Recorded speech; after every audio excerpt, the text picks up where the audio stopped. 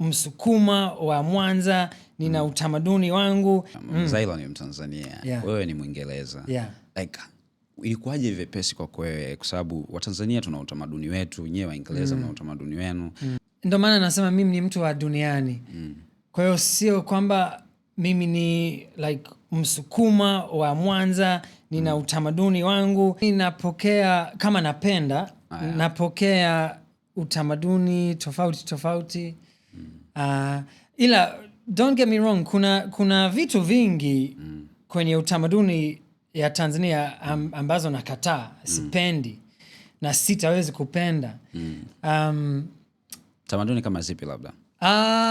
Okay. Ngoja nifikiri hapa chap.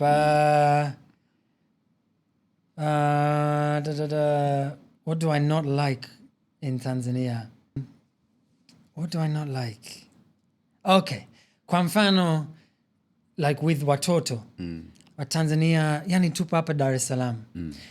Na joto. Hata kama ni mwezi wa 7, joto. Angalia ni degrees ngapi, ni kama 28, 29. Watu wanataka kumfunika mtoto na nguo sijui ngapi, blanket, kofia, socks. Yani nasema unafikiri watoto wa kizungu wanaishije kwenye barafu? Unafikiri tunakufa wote? Yani tumia akili. Mtoto hahitaji kuvaa nguo.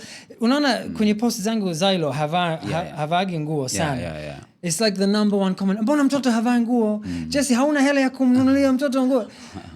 Yani sio kwa ubaya, lakini nataka niseme nyie kweli mna akili. Hapa ni Dar es Salaam. Vipi Urusi? Vipi Poland? Vipi unafikiri watoto wanakufa? No jamani, like hapa hakuna baridi. So that's like one thing sipendi.